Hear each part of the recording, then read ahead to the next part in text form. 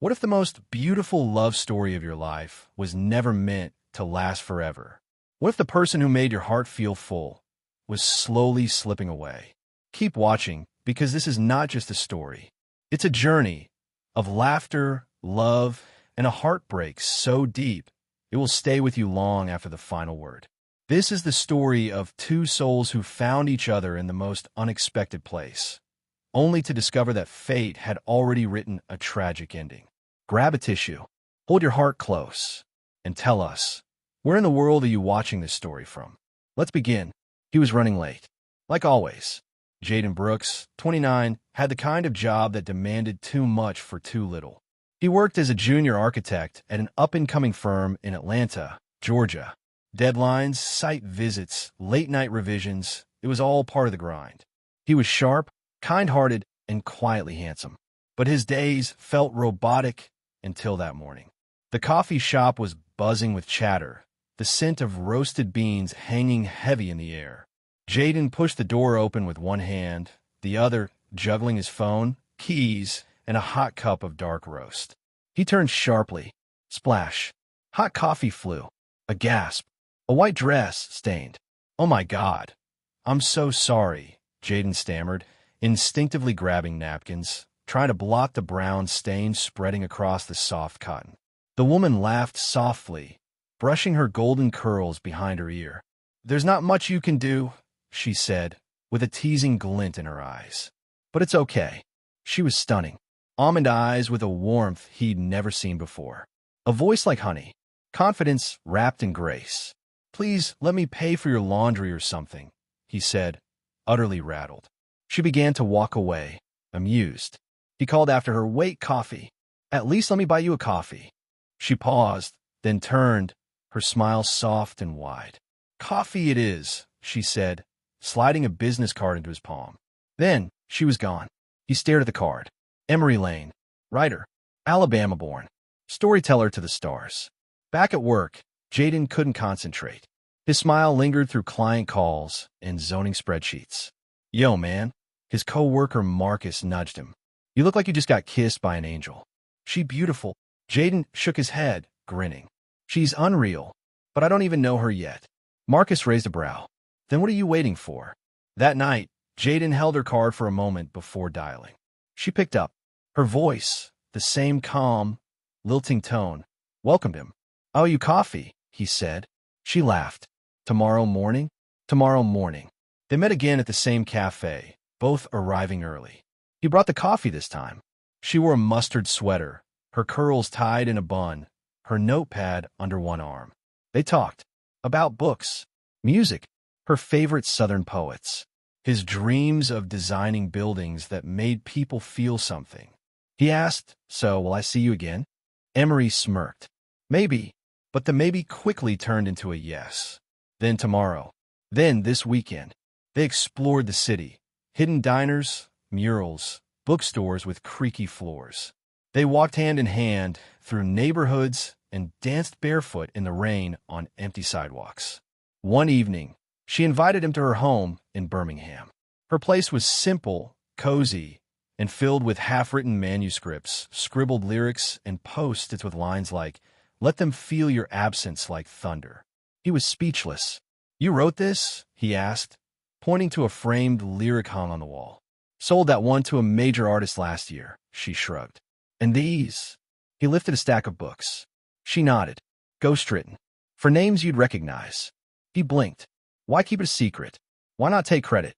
She hesitated, then walked over to a closed journal and placed it in his hands. "This," she whispered, "is the only one I've written for myself." He opened the first page. Title: When Love Isn't Forever. A love story. Raw, poetic, unpublished. "Why haven't you released it?" "I don't want the spotlight," she said softly. "Not when—" She stopped.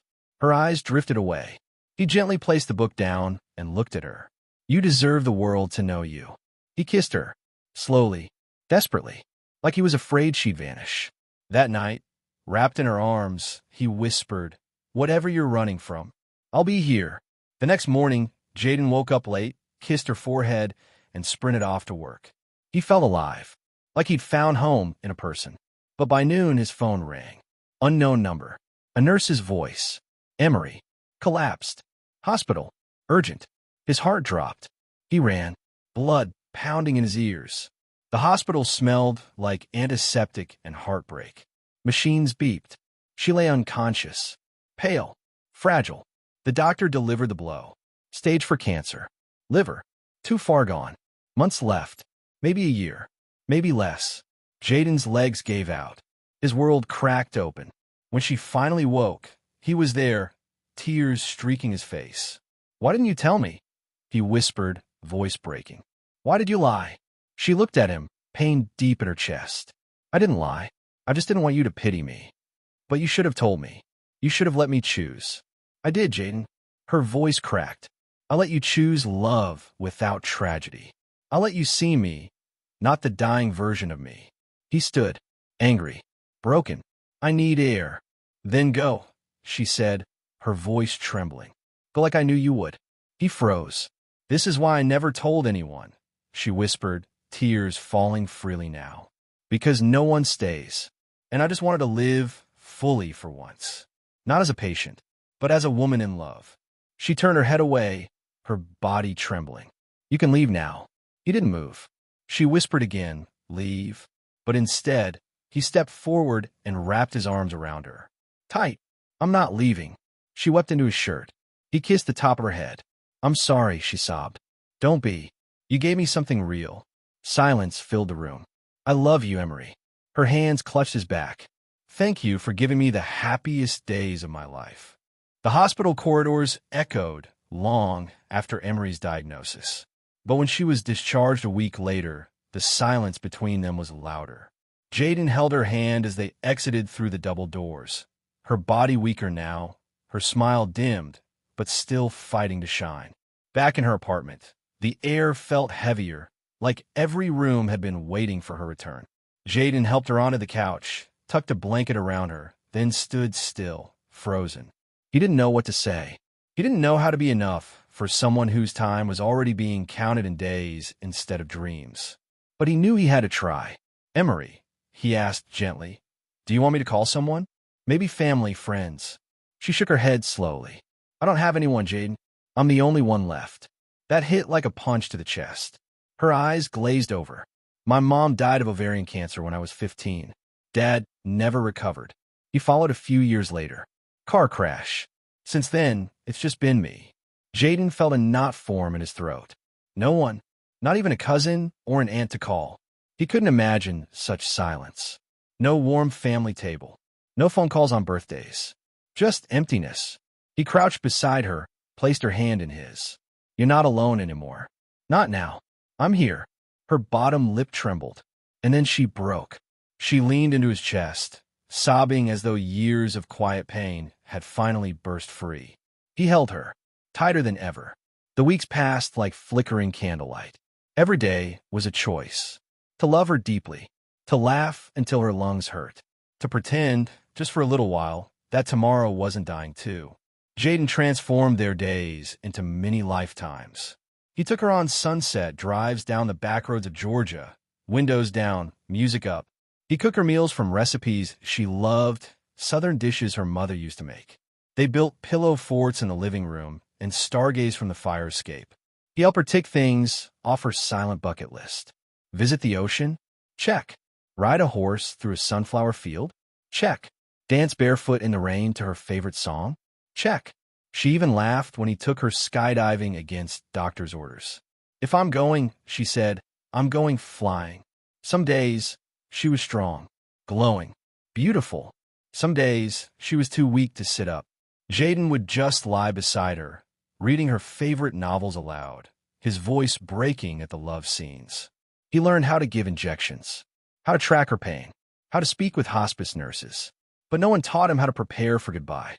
One night, Emery placed a thick journal in his lap, the same leather-bound one he saw months ago, back when everything still felt possible.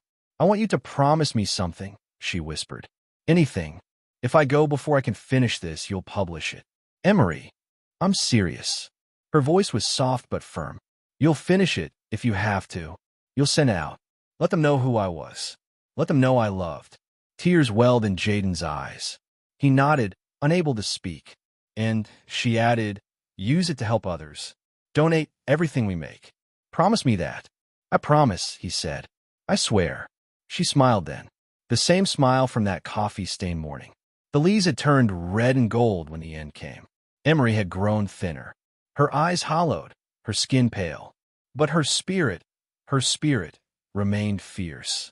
Jaden was with her every hour.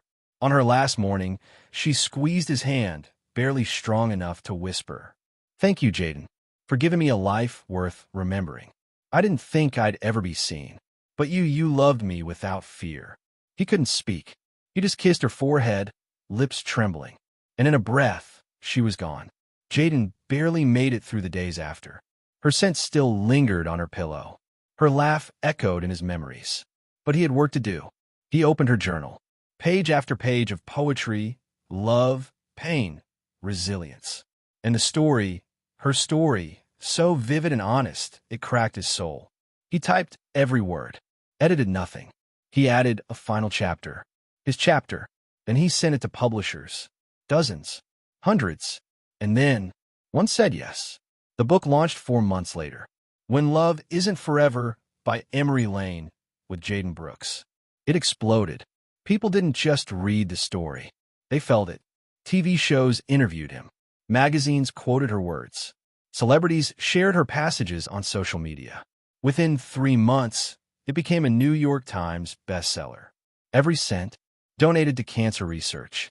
Every royalty check sent to charities she had circled in her notebook. He named the fund the Emery Lane Legacy, and it grew into a global campaign. Emery's story didn't die with her. It changed lives. 1 year after her death, Jaden stood before a crowd at a cancer charity gala. He held the book in his hands. She wanted to remain anonymous. She never chased fame. But now the world knows her the way I did. A giant portrait of her hung behind him. Not airbrushed, not glamorous. Just her, with that half smile and eyes full of light. He took a breath.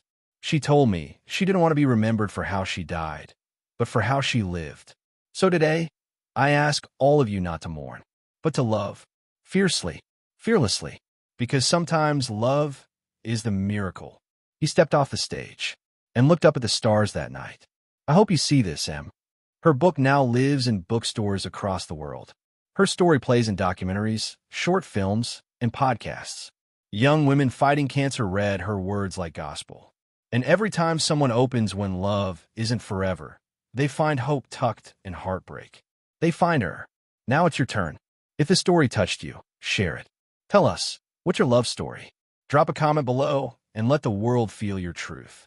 Together, let's spread the story that reminded us all. Even in death, love lives. Subscribe to this channel. Help us make the world a better place, one story at a time.